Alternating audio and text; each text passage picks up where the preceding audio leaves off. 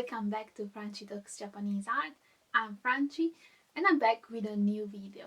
So for today I thought it's about time to continue our seasons series, the series of videos about plants and flowers of each season which are featured in Japanese art.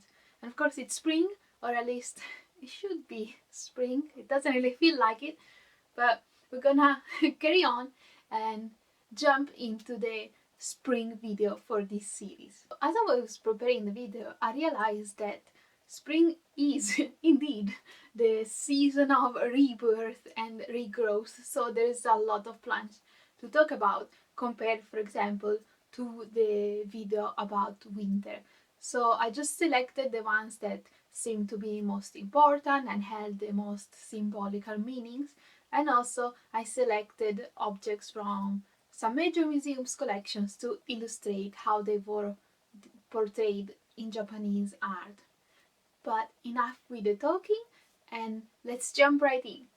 The first plant that we are going to talk about today, it's perhaps the most famously connected plant to Japan, and we're talking about the cherry tree with its beautiful blossoms, sakura. The cherry tree was beloved in Japan since the ancient times. In fact, it was already sung in poetry in the Kokinshu, a poetical collection from the 10th century. I found a poem which praises the cherry tree, so I will read it to you. The cherry blossom, yes, it appears to have bloomed. Up there, between the mountains' valleys, you can see white clouds. The clouds in this poem are not the atmospherical element, but they are in fact clouds made up of the beautiful canopies of the cherry trees.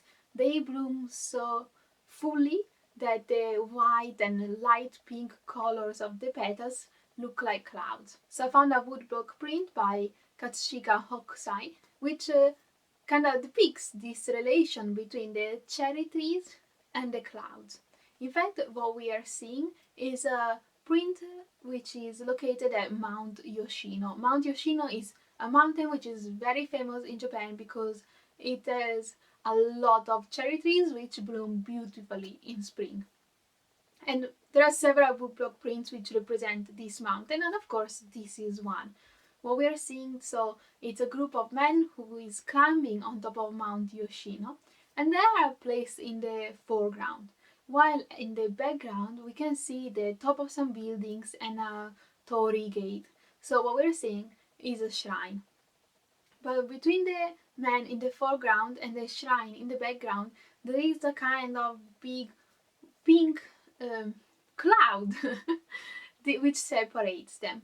But these, of course, they're not clouds, they are the canopies of the trees which are in full bloom, and they create this beautiful view.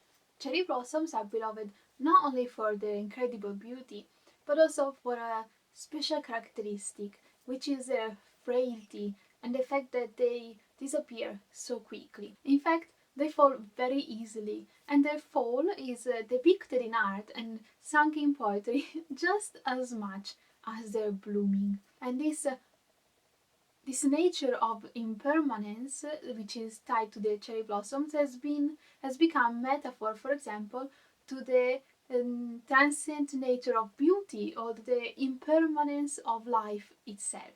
And we have to say that a special attention to the transient nature of life and of things in general has been present in Japanese aesthetics since the ancient times. In fact, already during the Heian period, an aesthetic taste towards this sensitivity to changing was developed, and it was called mono no aware, which you can translate as simply with the words sensitivity to things. And so it seems to only make sense that one class of society would adopt the cherry blossoms and would adopt this connection to the impermanence of life. And we're talking, of course, about the samurai class, because as warriors, their life would be put in peril, let's say, more than other types of people. And so their cherry blossoms came to represent this aesthetic. I selected one object which kind of illustrates this relation between the cherry blossoms and the samurai class, and it's this beautiful tsuba, a Japanese sword card. The tsuba we can see is decorated with beautiful cherry blossoms, and this was created using an open work technique called tsukashibori. What this means is that the cherry blossoms were engraved and then everything that was surrounding them has been pierced through and left open. So we can see it creates a very beautiful, elegant and delicate effect. We can also notice that the cherry blossoms have been accented with beautiful gold, and this really creates an elegant effect that makes them pop. This was also a special technique called Nunome Zogan, and Zogan was used especially in the Edo period for the objects which were meant to belong to samurai or the imperial household.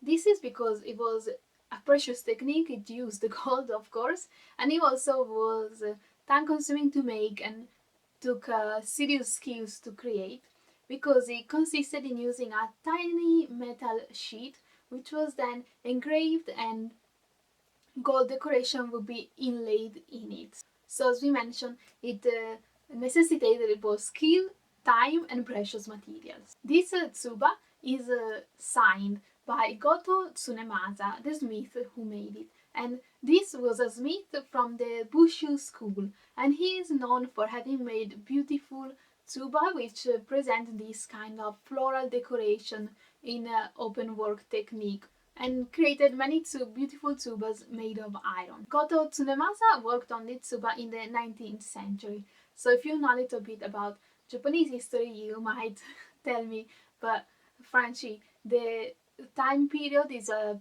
time period in which the Japanese archipelago was very peaceful. So the samurai, they did not really have this connection to death, and it was rare for a samurai to die in battle. But the connection between the cherry blossoms and the samurai still stands, because at this time the samurai class was kind of transitioning into a different role, the kind of administrators of the land. But at the same time, a lot of them questioned this role, questioned the value of their class, and still looked back at their ancestors to understand their role in society and followed their ideas. And because of the peaceful time period and because of the income that they were receiving, it also meant that many warrior lords had more money to spend on beautiful decorations and beautiful objects such as this tsuba that we're looking at. But other than the samurai, there was another group of people which was compared to cherry blossoms. And what we're talking about is the courtesans, the women who lived in the pleasure districts of cities such as Edo, Osaka, and Kyoto in the Edo period. And they were often compared to flowers for their incredible beauty. In fact, the most elegant and refined courtesans were called oiran, and oiran is written using two characters, the one for flower and the one for first or leader. The most famous pleasure district in Japan was the one located in Edo, in an area called Yoshiwara. And Yoshiwara was famous for having the most beautiful and elegant courtesans, and also because it was good at marketing itself. In fact, it organized yearly events which would attract the majority of the city population. And one of these events was a parade under the cherry trees, which started being organized in the year 1741 and took place every year once a year. What was done in Yoshiwara is that the pleasure houses would plant cherry trees on the main road which ran through the area, which was called Nakanocho. And along this road, a parade was organized. In the parade, the protagonists were, of course, the courtesans who would walk past beautifully dressed in a traditional ceremonial way of stepping, which is known as the figure of eight step. And we can see a woodblock print by Kitagawa Utamaru who represents this parade. What we're seeing is a group of people. We can see in the center it's the courtesan. She is the Oiran Kasugano, who was from the famous pleasure house called the Ogiya. And we can recognize her because she's wearing the most elaborate robe and the most elaborate hairdress. And she is accompanied by two young attendants. At the very front of the woodblock print in the side, we can see the trunk of a tree. And then at the top of the group, we can see the branches of this tree, which are of course covered in cherry blossoms. And we have to say that the connection between the courtesans and the blossoms is strong. It's not only given because of their beauty, but it's also because of their ephemeral nature. Because of course we mentioned cherry blossoms are delicate, they fall very easily, and they have a short life. And courtesans also lived an intense, extreme life for their first part of their life, for their career. But their career ended at 27 years of age, when they were required to leave the pleasure district. The love for cherry blossoms in Japan is materialized in one event in particular, and this is the tradition of hanami.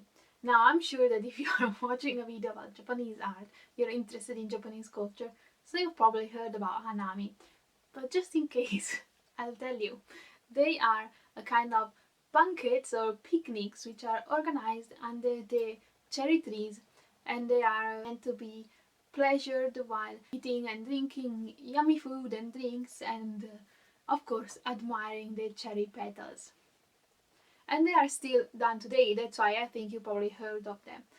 But what a lot of people don't know is that they're actually an ancient tradition. In fact, hanami were already organized during the Nara period. And this tradition continued throughout the centuries. So I selected a beautiful painting which depicts a hanami. Now the painting is attributed to Ishikawa Morinobu, but for sake of honesty we have to say that the attribution is somewhat being debated, and it could have been by Ishikawa Morinobu or some pupil from his school or someone just imitating his style. But regardless of who painted it, it's a beautiful painting and it helps us in observing this tradition of hanami. In fact, what we are seeing is a group of noble women that are beautifully dressed, and they're probably belonging to a high-ranking samurai family. And they are enjoying a great day in the open. They are sitting on some mats, they are placed under the cherry trees, and they're listening to some music. We can see on the left side there is a woman playing a koto, a traditional instrument. And near the woman playing the koto, we can also see a kind of carry case called sage jubako. And this kind of case contained dishes, glasses, bottle. In fact, we can see some dishes also on the floor. It was basically a picnic basket. So, what a day! I wish I was there with them. We can see that the women are surrounded by curtains or some kind of floating textile. This is because curtains were hung between trees to create some kind of privacy in their enjoyment. However, we can see that in this case they kind of failed, because there are three women located beyond the curtain. They're wearing flat hats, which means they're traveling, and they are they're peeking through, they're having a good look at this party. Let's jump onto our next plant for today, and we will talk about the Wisteria. Wisteria is a climbing plant which blooms in clusters with beautiful blooms in the colors of purple, white and lilac. And in Japan it grows spontaneously in the Kii Peninsula and in the Kansai region. The Wisteria, we said, blooms in the color of purple, and the purple color was beloved in Japan since the ancient times, and it was especially connected to the imperial court since the Heian period. And so Wisteria has come to be represented onto objects related to the imperial court. and also, as we mentioned for the other plant, sung in poetry and is connected to the literary tradition of Japan. Just like the cherry blossom, the wisteria is a delicate flower, and its petals can fall at the lightest of winds and also tend to fall when a bird is flying past and flap its wings at the wisteria. So this kind of combination of the birds and the wisteria has been favored in poetry and also in painting. In fact, it has become a recurring theme of kind of artistic style, which is called kachoga, which means images of flowers and birds. And I've selected a woodblock print which represents indeed flowers and birds. What we're seeing is a woodblock print by Utagawa Hiroshige, and Hiroshige represents a wisteria accompanied by two swallows, which are actually sitting on the plant. And swallows, who are known in Japan as tsubame, are actually a characteristic pairing with this plant because they are migratory birds and they tend to fly away during the winter and come back right in the blooming season of wisteria, and that's why they're often represented together. At the side of the woodblock print, we find a poem. I will read you what it means. It reads: a flying bird flutter by, and the hanging wisteria quivers. The wisteria is not only the protagonist of woodblock prints, but is also often featured in another type of folk art.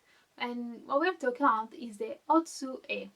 Otsu-e is a kind of folk art which was developed in the town of Otsu.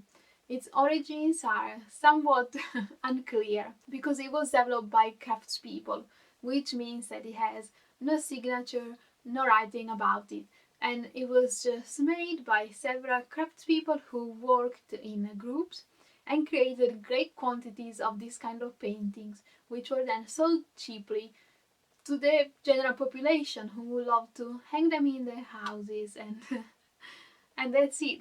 Now the otsu-e had started with kind of religious themes, but with time other themes were developed and depicted on the otsu-e, and with time they actually became a limited set of themes. And one of them is connected to our plant, the wisteria, because it's a wisteria maiden, or Fuji Musume. The Wisteria Maiden, we can see an exemplar of this depiction in an otsu-e painting, and we can see that she is depicted very simply with a few brush strokes and a limited amount of colors. In fact, we see black, we see red and green. Even though she is painted so simply, she kind of strikes us with her beauty. And the origin of this kind of representation is not clear. In fact, we don't know exactly where the theme of the Wisteria Maiden originated. There are a couple of hypotheses. One is that during wisteria viewing festivals, there would be organized dances with young girls or women dancing while holding wisteria branches on their backs. And this is a possibility. Or the other one is that the figure of the Wisteria Maiden was created actually in a play written by the famous playwright Chikamatsu Monzaemon, who described a woman holding branches of wisteria on her shoulders in the play Keisei Hangon Ko. Either way, there is no certainty regarding either of these hypotheses. But something that I found very interesting was reading about the Wisteria Maiden, a catalogue written by Matthew Welch. And what he says is that he sees a relation between the iconography of the Wisteria Maiden and ukiyo-e representations in general. In fact, he notices the Wisteria Maiden is holding this branch and she is moving forward, but at the same time her head is turned and she is looking back. And this was a kind of theme of the ukiyo-e artworks, where beautiful women were represented walking forward but at the same time looking back over their shoulder. We can imagine they would be looking at someone or something that we cannot see. And so at this point I was hooked on this relation between woodblock prints and otsu-e, and I found a woodblock print by Utagawa Kunisada, which kind of again represents this connection. In fact, he represents a Wisteria maiden in one of his woodblock prints series, which is called Otsu-e Paintings in a Modern Style.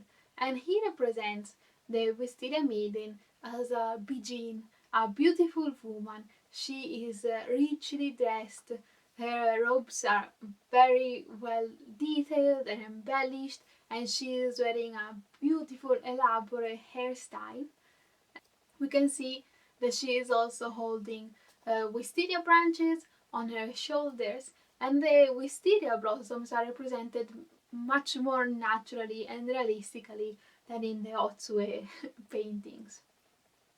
So it creates a striking comparison between this theme, this subject, which was usually depicted with just a few simple brush strokes, but then depicted in this woodblock print style, so much more detailed and elaborate. Of course, I think that both artworks create a figure which is fascinating and beautiful, just in different ways. So let's look at the next plant. We're looking at the iris. Iris flowers are beloved in Japan. They grow in several varieties. The most famous are the iris kakitsubata and the iris shobu. The iris are present in the literary tradition of Japan and play a big role. And I've said this for every plant until now, and I will probably say it for every plant from now. But still, they do.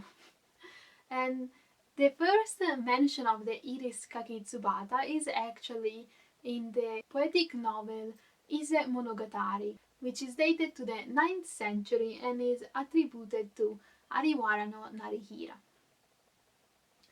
The iris kakitsubata is the protagonist of a specific episode, which we see represented on this hanging scroll painted by the famous painter Ogata Korin. Ariwara no Narihira in the episode recounts heading east after leaving the capital because he has been exiled, and in the 5th May he reaches the location of Yatsuhashi. And we can see in the paintings that he has reached Yatsuhashi. Actually, he is sitting there with a couple of friends who are accompanying him in his journey towards finding a new place to live. And they're sitting down, I think they're having a break from traveling, and they're sharing some drinks and some food. Yatsuhashi was a freshwater swamp which was crossed by 8 bridges which were placed in a zigzag pattern, and there numerous irises grew, like uncountable amount of irises. And this view had a striking effect on Ariwara no Narihira. It aroused all kinds of emotions in him, and he decided to compose a poem. I will read it to you. It reads: I wear robes with well-worn hems, reminding me of my dear wife. I fondly think of always. So as my sojourn stretches on, even farther from home, sadness fills my thoughts. And of course, it's a sad poem written by a man who's been exiled, and he's left everyone, everything he knows, and he's looking for somewhere new. And if we look at the Japanese version, well, the original version of the poem, the first syllable of each verse creates the word kakitsuhata, which was the ancient word for kakitsubata, the iris. This episode became very famous and the poem really popular, and in this way the iris became connected to these feelings of loneliness, of nostalgia, of sadness, and to the theme of traveling. And throughout the centuries, both irises and the zigzag shaped bridges would be depicted in Japanese art, both in pictorial arts and applied arts. And so, let's look at another beautiful painted work by Ogata Korin. He represented iris on several screens, and I chose this pair of screens because he chose to represent both the iris and the bridges in his reference of Yatsuhashi. And we can see that the irises, they stand tall and they create a diagonal line throughout the screen. And also the bridges of Yatsuhashi create this kind of diagonal line through the screen. And another beautiful characteristic of these screens is that he does not represent the water, he just represents the irises and the bridges. And the background is left neutral in this golden color.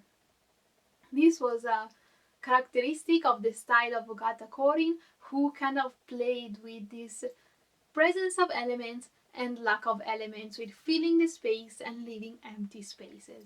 And also, he was a member of the Rimpa school. Well, he was one of the main, more renowned members of the Rimpa school.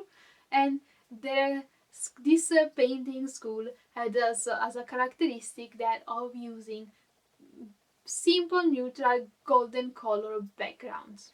Continuing with this theme of iris, we mentioned that Ariwara no Narihira arrived at Yatsuhashi in the 5th month, and in fact iris bloom in the month of May. The month of May in Japan is characterized by a continuous and light rain, and in fact this kind of early summer rain season is known in Japan as Samidare, which is written with the characters for 5 months and rain. And we can see a woodblock print by Suzuki Harunobu, which is set in this season. And what we are seeing is two girls who are viewing irises in the rain. Now, Suzuki Harunobu was known for depicting beautiful, delicate women and men, and often creating a kind of literary connection in his woodblock prints, and also depicting usually beautiful, delicate feelings of love and sometimes a little bit sad too. And the theme of picking irises in the rain is somewhat popular in woodblock prints, and it also has this kind of literary taste connected, as we mentioned, to the irises and the story of Ariwara no Narihira. And in fact, we see it in this case because we see two young, beautiful women looking at irises, and we can imagine that the one on the left, she looks a little bit serious, and it might be that she is thinking of some kind of sentimental issues. But as always, Suzuki Harunobu manages to represent it with some kind of delicate approach, which I always find very beautiful and fascinating. The last thing we need to mention about irises is that they were also a symbol used during the Boys Festival, which takes place on the 5th of May. And this festival, it celebrated traditionally masculine virtues such as strength and so on. And the irises became a symbol of it. In fact, their leaves are straight, strong, and pointed, which kind of reminds us of the shape of swords. I mentioned this to kind of transport us into our next topic, which is another plant which is tied to masculine virtues and also to the idea or the figure of the samurai warrior. And this plant, this flower, is the Clematis, which is perhaps a little bit less well known than the iris. The Clematis, it's a plant that flowers around April and May, and it also blooms with beautiful colors such as purple, white, and lilac. And the Clematis, it's a climbing plant, and its vine, its stem, it's incredibly strong. It can climb on rocks, while at the same time its flowers and its petals are very beautiful and elegant.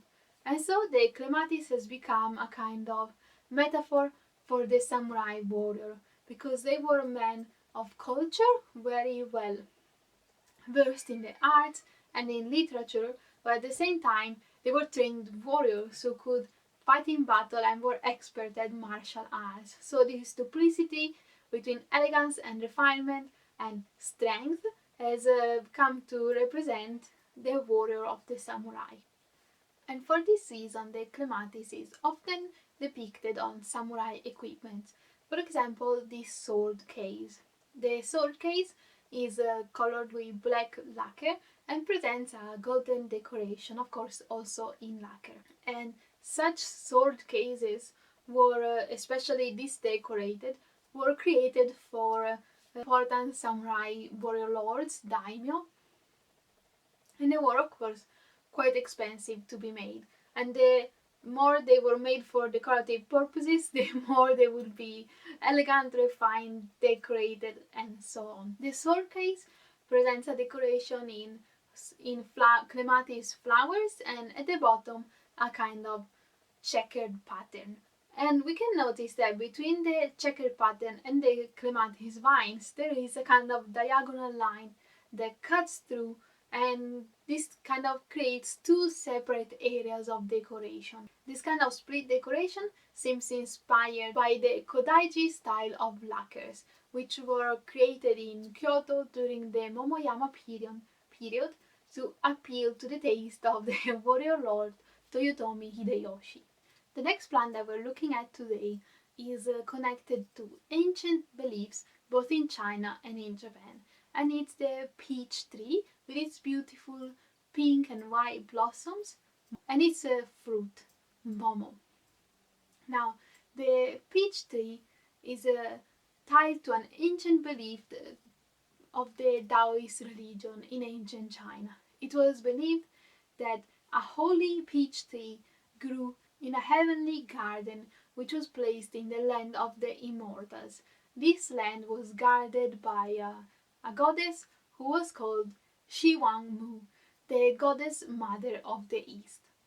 We can see Shi Wang Mu represented in a woodblock print by Keisho Takeuchi, who represented her in this otsu-e, which was basically a kind of frontispiece for a literary magazine or a novel, which he created in 1907.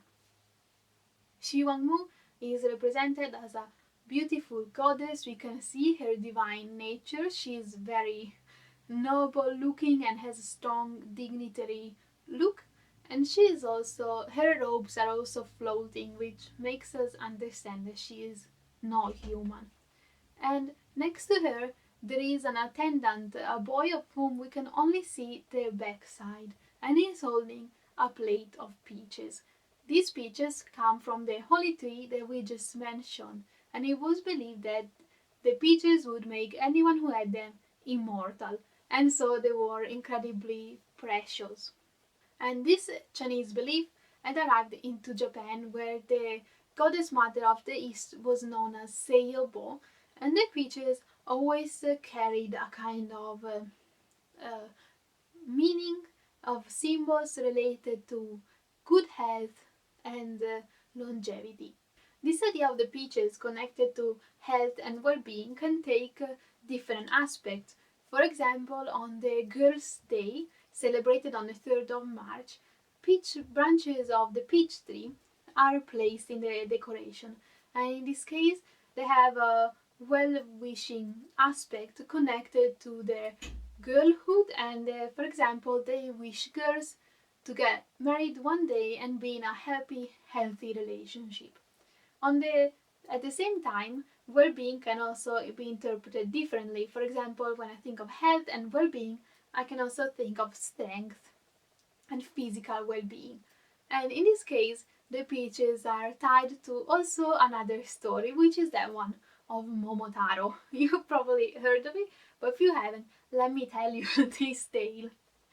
The story tells that an old woman found floating down a river a giant peach, and she took it home to her husband.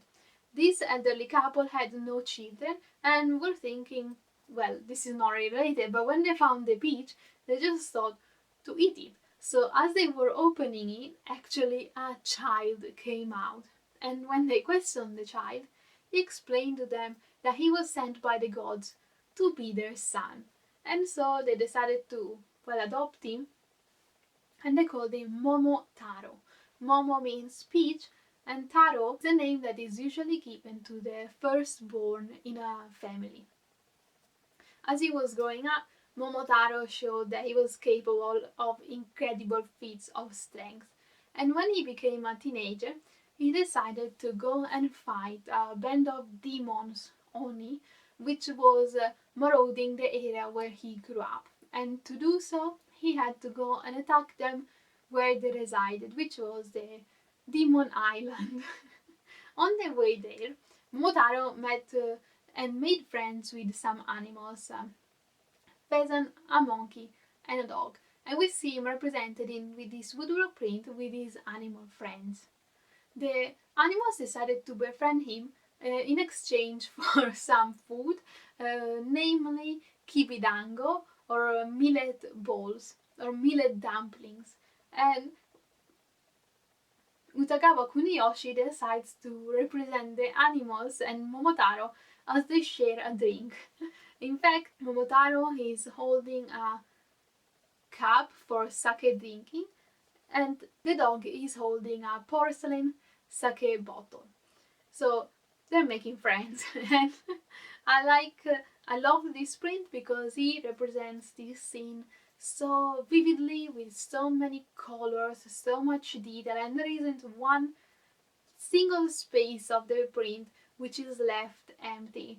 We also have to keep in mind that artists of woodblock prints worked with a studio of craftsmen who took the jobs of engraving the wood blocks and also preparing the inks, and each different color had to be printed separately.